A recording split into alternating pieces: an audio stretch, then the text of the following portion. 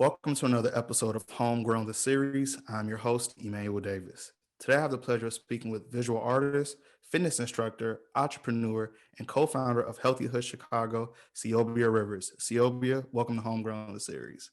Thank you for having me. I'm glad that we were able to do this.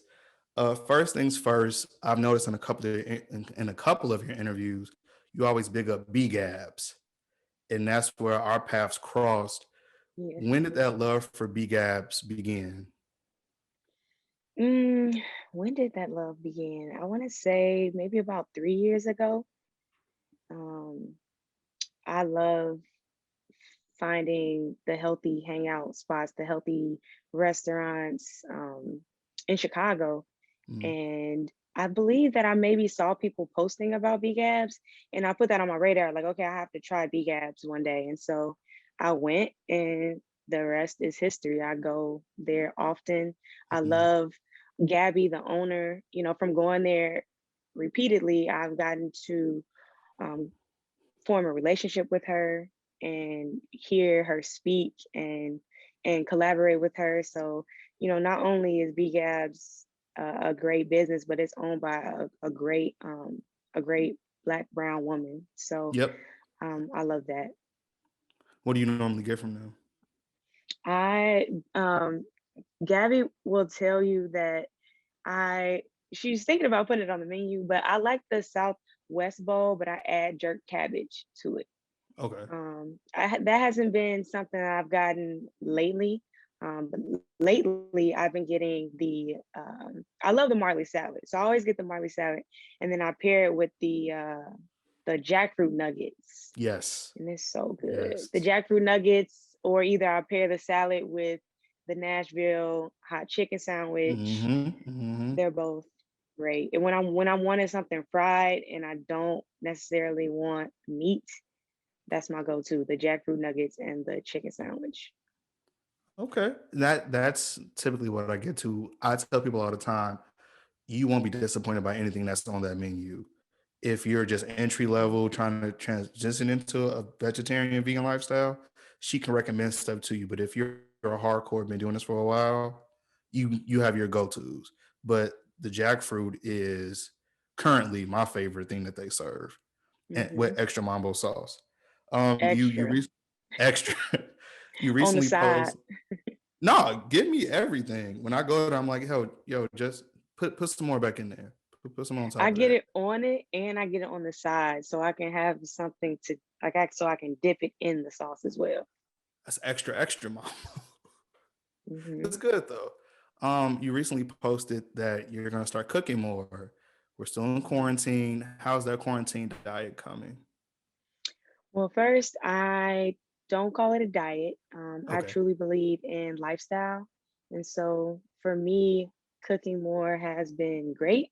It has been a struggle not going to my favorite places like BGABs, but it's also saved me a lot of money already. And what is it? Today's like the 18th. So I've saved probably over $500 already, not going out as often as I was because I was being really, really reckless.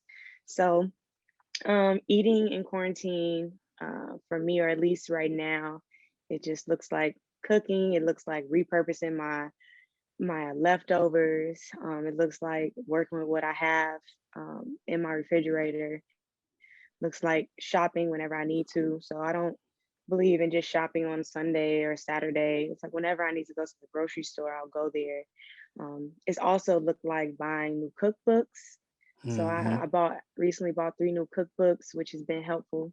I've only cooked two things from the cookbook so far. Um, but I'm glad that I have them because I think a lot of the times with eating healthy, we can get bored with eating the same things. And so the way not to be bored is to ourselves up to new recipes, new spices, new Mm-hmm. flavors, new textures, and have fun with that. Are you? I yes. That my wife and I started watching. I believe her name is Sweet Potato Soul on YouTube, I have and her cookbook. That's the and one I believe one of the ones I got. we have hers as well. That is a true statement because I can get used to when I got first introduced to oyster mushrooms, I'm like, oh, I could fry these. I could put these in quesadillas. I can make them like Latin style. That's true though. You get so used to a routine that you only eating like you're still technically eating like bad because you're not changing it up. And Mhm. the good thing about it is, at least for me, and it sounds like you're the same, you're challenging yourself to try different foods, to try those different spices. A lot of people, when they think about vegetarian food or vegan food, they instantly think like, oh, it's nasty. But Mhm. we season the food the same way y'all season the meat. I am so sorry for that. Okay. We season the food the same way y'all season your food, and I've had people come over. We had a Thanksgiving like 2 years ago. My in-laws came over, and we didn't tell them that the food was vegan. We just had a bunch of sides, and they ate everything. And I'm like, I know that was vegan, right? What? Yeah, you can't tell. So my question is, and I'm glad that you said it's not a diet, it's a lifestyle. Does the journey to a healthy lifestyle start with food? That's a good question. I don't think that it starts with food. I think it starts in the mind. Okay. Um, I always say in my classes, to my clients and to myself is that, having a strong body is directly associated with having a strong mind. And if we don't work on our mental muscles, then we can't even really get to the physical muscles. So I think a healthy lifestyle first starts in the mind, with how you're thinking, how you're talking to yourself. The voice inside of our head is the motivator that we have, is the encourager that we have. And we can't look to anybody else to do that for us. We can't look to anybody, or we can't depend on anybody else to make us happy, to encourage, to motivate um, ourselves. So I definitely think it starts in the mind. I think the switch of the switching up your thoughts can change everything, because what I believe is everything starts with a thought. Um, your thoughts, for me, I always say your thoughts create your feelings drive your actions, and your actions create your results. And Mhm. so again, it starts with that thought, and then it follows up with how you feel, and then those feelings. Okay, what am I going to do? The action part is key as well. So um yeah, I think Yeah, it yeah. definitely starts in the mind for me. That's very powerful. When the pandemic first happened, a lot of people were depressed. I'm not excluded from that. I got furloughed and I was just thinking like, what am I going to do? I had an idea for this show, but when you say it starts with a thought, I had to really do a lot of looking in the mirror and saying, if I see victory every time that I think of something, what if all your dreams can come true? What if you can be successful in everything that you do, seeing victory in everything? And truthfully, when you go into any situation, whether it be an interview, whether it be a job interview, whether it be starting a new job, when you go into it thinking that you're already going to win, that you're already going to get that job or be successful at that, you're already moving in the right direction. So when I think of just looking at you and seeing your Instagram, seeing some of the posts that you write about, I see the principles that you always speak on. And one person that we lost recently, Cicely Tyson, kind of embodied all of that. She passed away at 96, but it seemed like from the outside looking in, she was of sound mind mentally and spiritually. And I believe so that she was a vegetarian. She seemed like she was still active.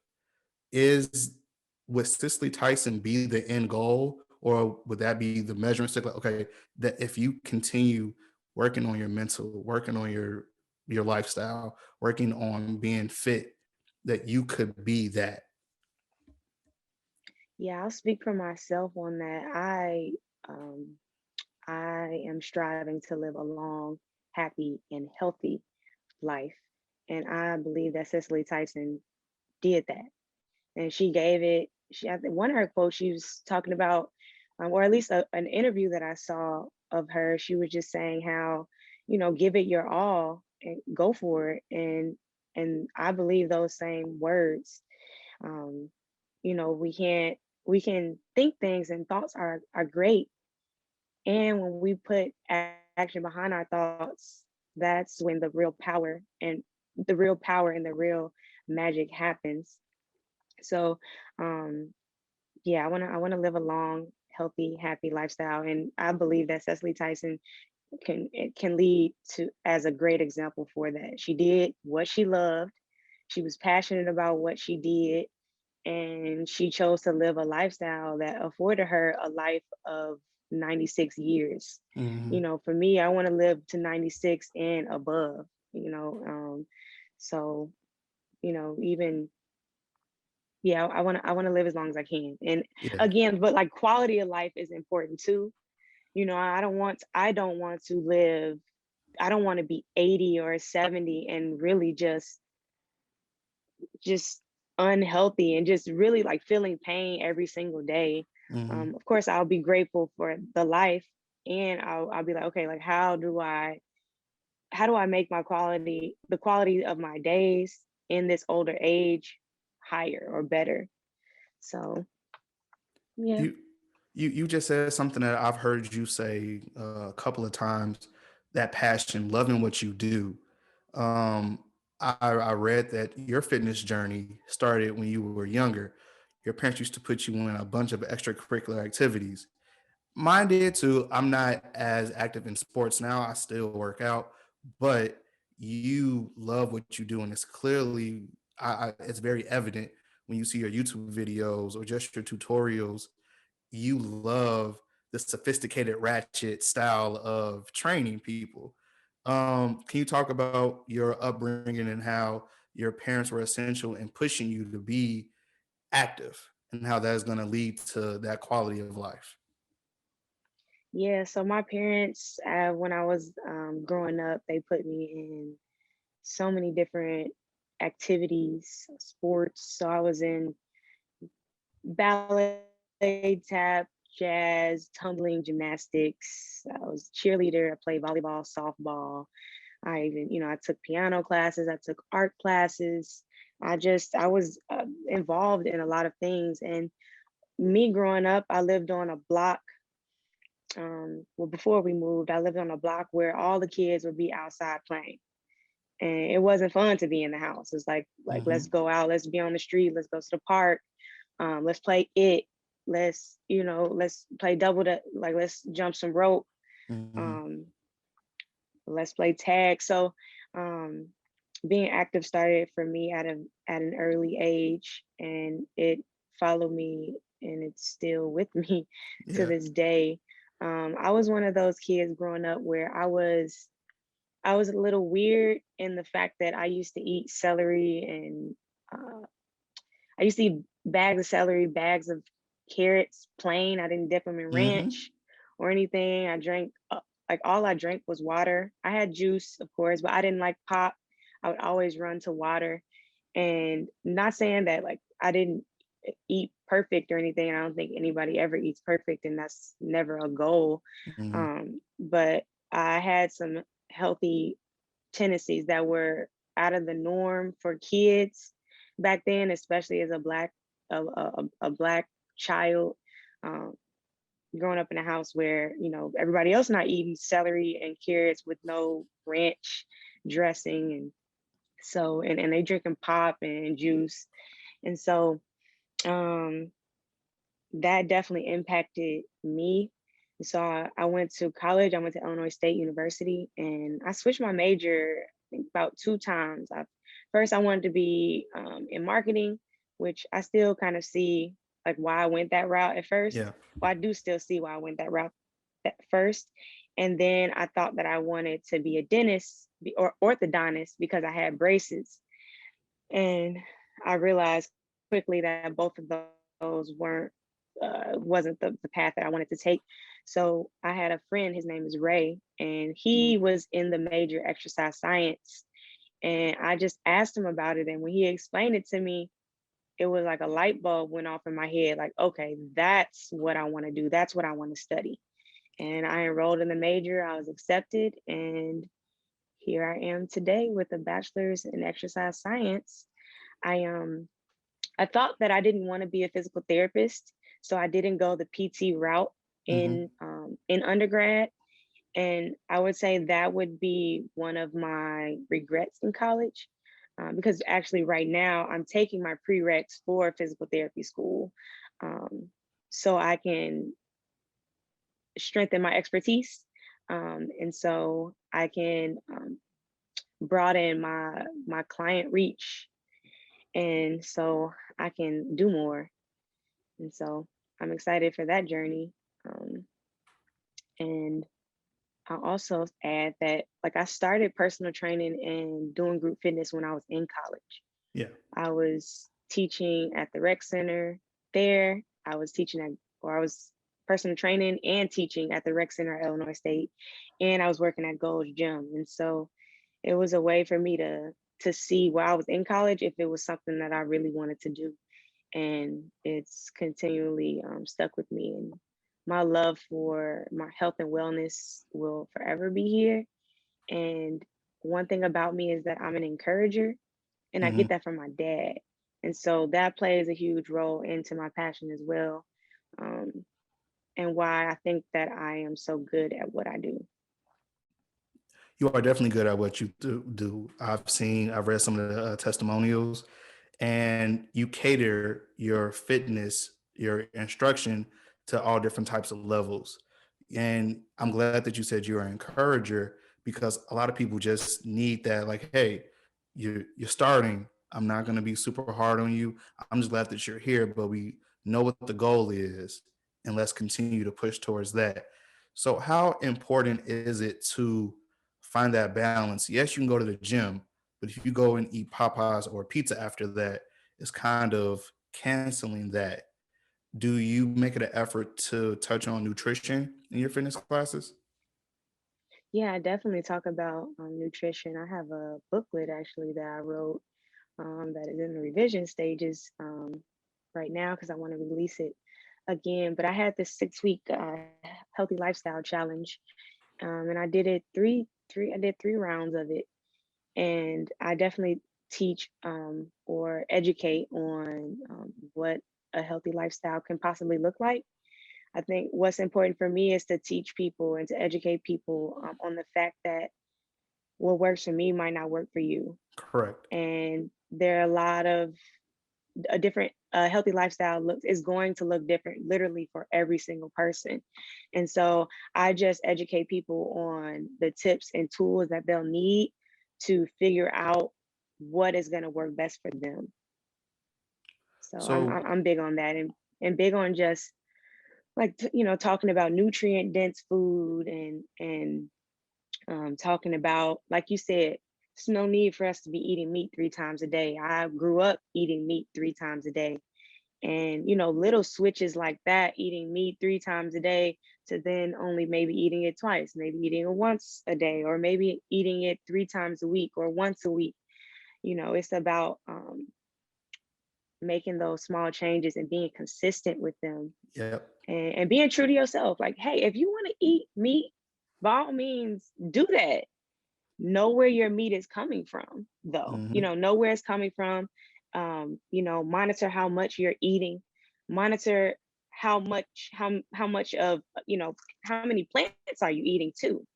Are you just loading up your plate with all meat and really like nothing on the side? Um, and so there's a lot of I really dislike diet culture because it's something that somebody does for a few weeks and then they're right back to how they used to eat. And so it's about finding those ways that we can be consistent with our eating, um, to create this healthy lifestyle for ourselves. And that it takes a lot of sitting with yourself and knowing yourself and trying different things, experimenting and knowing that like every day is not going to be perfect and it's not meant to be perfect. Hmm. Um, and so, and I think I always encourage people to be patient with themselves. No change made overnight, a total 360 is going to stick. So yeah, taking your time with it, and giving yourself grace, and not comparing your lifestyle to anybody else, and being honest with yourself. That's the biggest thing, being honest with yourself. I know a lot of people are snackers. And like when you were a child, well, children eat a lot of junk food. Now, I'm not saying I did too. I did I did too too, when I was a kid. but I slowly learned about moderation. So I Yeah. hardly ate candy. I'll eat a Snickers now and only can get through half of a bar. And it's literally just saying, all right, because that worked for me and I can go cold turkey on certain things, doesn't mean you can. I sometimes have like a discussion with loved ones at the turn of a new year when they say, hey, I want to try eating like a vegetarian, more plant based, and they want to do it for, they challenge themselves for 30 days. And I have to advise them, like, hey, if you do this and stay consistent with it, when you hit February 1st, you just can't go back to eating the way you used to, because now your body has started to change and started to heal itself. And if you reintroduce that stuff, that quote unquote bad food, back into your system, you might make yourself sick. So when you said being honest with yourself, taking one step one day at a time, count your victories. If you want to eat pizza on the weekend, that's fine. You don't have to beat yourself up about that. But as long as that's not what you're eating on a regular basis, and you, Yeah, and I mean, oh, go ahead. I'm sorry. no, it's just about you. Well, I was gonna say, like, with the pizza, I mean, even like eating the pizza on the weekend, it's like, okay, what else did you eat, throughout the day? How did you Mhm. start what did you begin your day eating? What comes after the pizza, what's before the pizza? So that plays a role in it too. And I love how you brought up portion control and moderation. That is something that's a great health tip. And a lot of people can benefit from figuring out the correct portions, because we tend to overeat, or we tend to just overdo our portion sizes, or maybe something doesn't have the right portion size. No, you're hitting everything on the head, and it's it's everything. We touched on the Cicely Tyson and being mentally stable.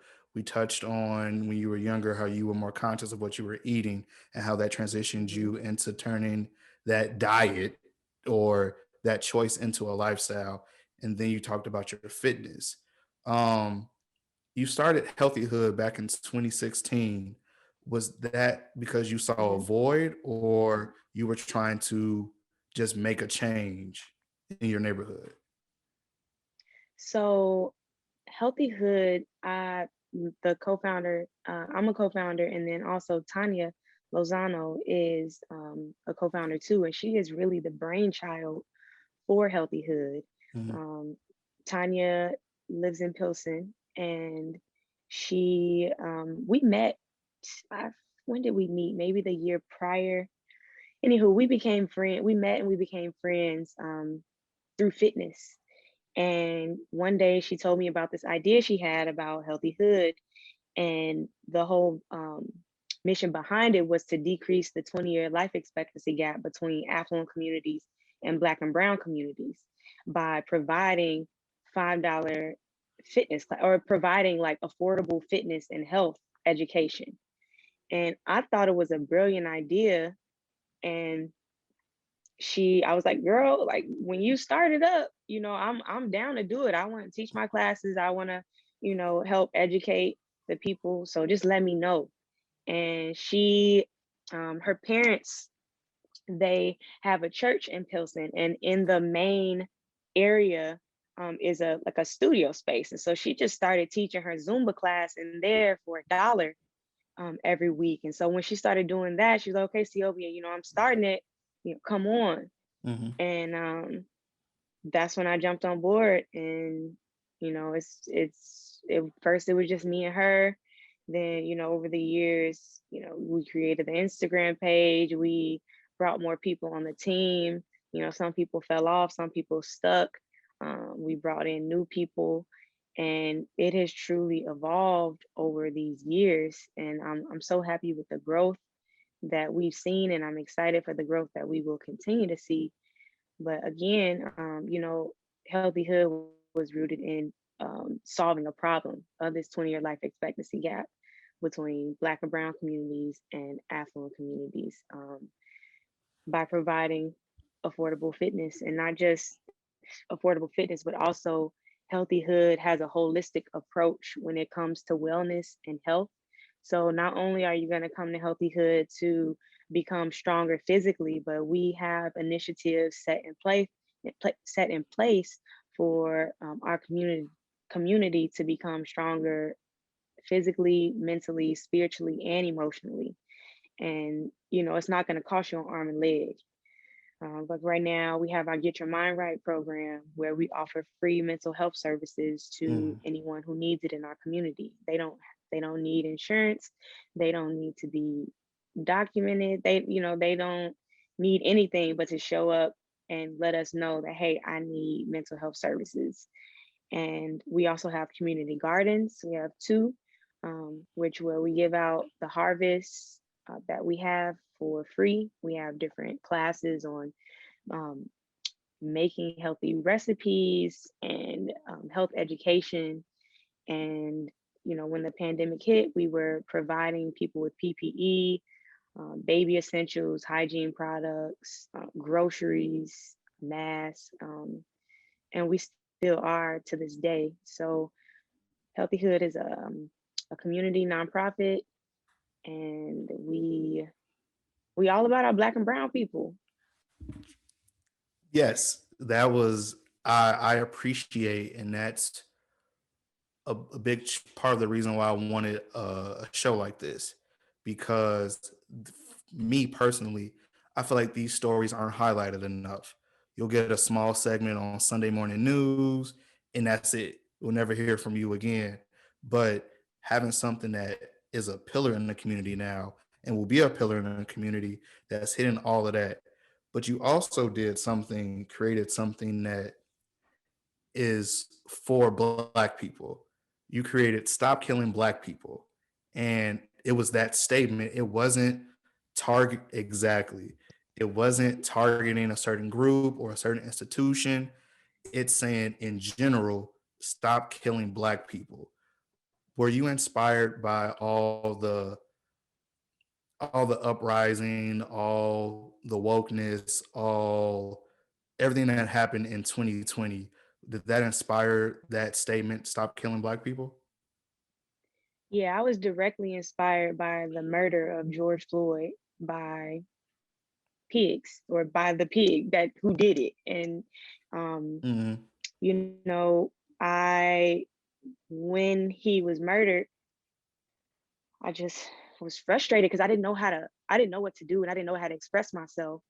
So I took a few days to think about it, and I so happened to be in West Loop with my skate crew, and I love street art and I love Hmm. stickers. So when I'm walking around, all my eyes are always open to the stickers that are on the street poles and on signs.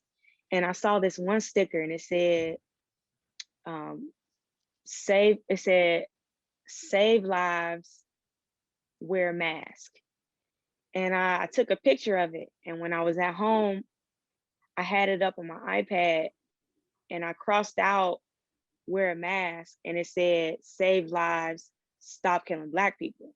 Hmm. And the next morning I woke up, I was like, why don't I just create a sticker that says stop killing black people? And so I went on Canva. I designed the design. I created the design for Stop Killing Black People. And that same day, I got stickers made. I gave them to some of my friends and family. Took pictures of them with it, and then I put it out there, and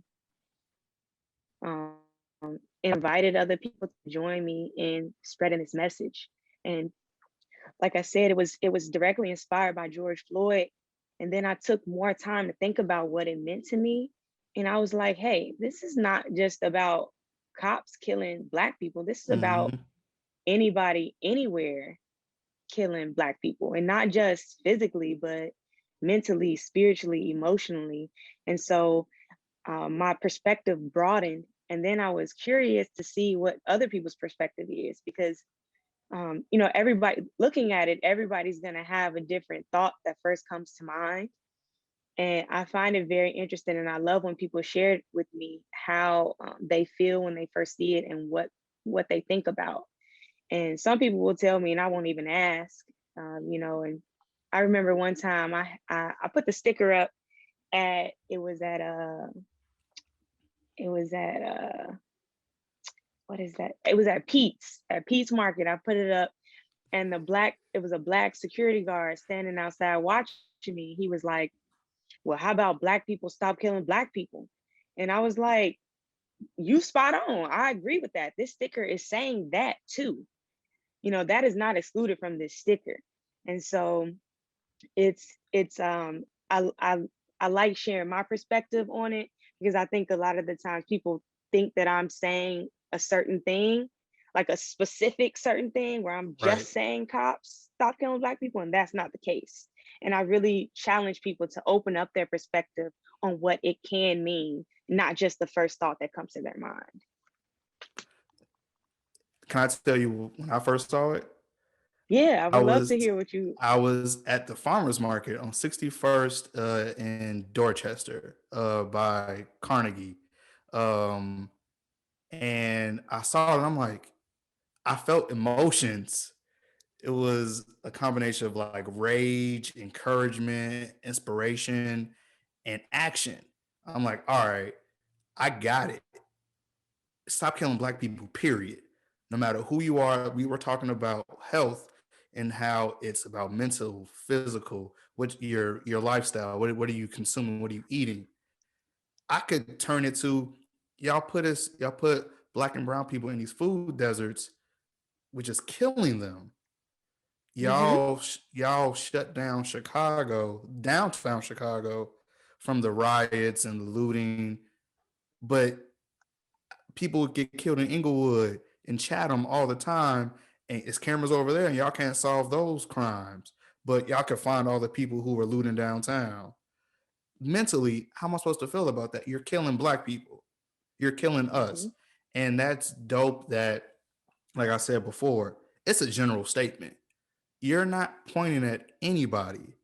So that person is like, okay, the guilt starts to come out. Well, it should. No, I didn't say you. I didn't say you. I just said stop killing Black people. And it's powerful. I wanted to tell you that. Thank you for making that, because I've seen it in areas when I'm like, oh, she's all the way out here. There you go. And I hope, and my desire aligns with yours, that it starts that conversation, and that people, before they immediately react to it, take a step back. What does that statement really mean? And Hmm. what can you do to help stop killing Black people? Hmm. Because you're doing it. Oh, give us this, or put this on your resume, or answer these questions, check off this box. I don't have that. I don't have clothes to do that. That's messing with my mentally, which is going to cause me to trickle down and feel depressed. Like I can't make it in these circles. And I'm gonna go off on a rant, but it's powerful and it was needed. And things like that don't just fade away. Like, because the murder of George Floyd has somewhat, for certain people, lost the attention. It's not in it's not high up on the list of stories that the media is discussing. But Hmm. when you have Stop Killing Black People, that's gonna stay.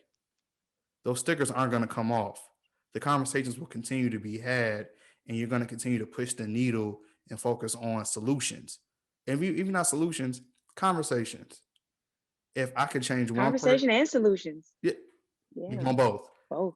If I could change Mhm. one person's thought process, which will lead to their actions, then I feel like it's done what it was supposed to do. It it's I good. agree. It's good. Thank you. That Thank you. that It's definitely. Go ahead. that passion that you speak of, it shines with everything that you do. And I could tell that it started with your thought like, okay, I'm going to be purposeful with healthyhood. I'm going to have purpose with my fitness classes. I'm going to not only work on your body, but I'm going to work on everything that's inside of this body, your soul, your mind, what you eat. Mhm. And I'm also going to talk about mentally, stop killing black people. Let's have that conversation because everything contributes to this healthy lifestyle. So I just wanted to say thank you. Everything. I was want to say thank you for Oh, that. And it's led you to thank you. thank appreciate it. It's led you to collaborate with Trap House Chicago. I think when Yes. yeah, Murder must stop. Murder another powerful. We're not talking about that race or that institution. Murder must stop. Period. Period. Period. Period. So stop killing black people. That statement. Stop murdering. It's you did these collaborations with Trap Out Chicago, and how'd that come about? So I grew up with Heavy. He works with Trap House Chicago, and I guess I'll kind of tell the full story quickly. But he I saw him on 79th. He's like, "Hey, come to this event that we're having." And so I showed up, and um, I was like, "Damn, this is great! What y'all are doing here at Trap House." And I met the owner, Mashan Ali, and um, it was great. And so a few days after that, I showed back up to do some shopping, and I had on a "Stop Killing Black People" shirt that only I had. It was embroidered, and Mashan, the owner of Trap House and the creative director of Trap House, he was like, "Hey, like I love that. Hmm. We should do a collab. You want to collab?" And I had never thought to do a collaboration,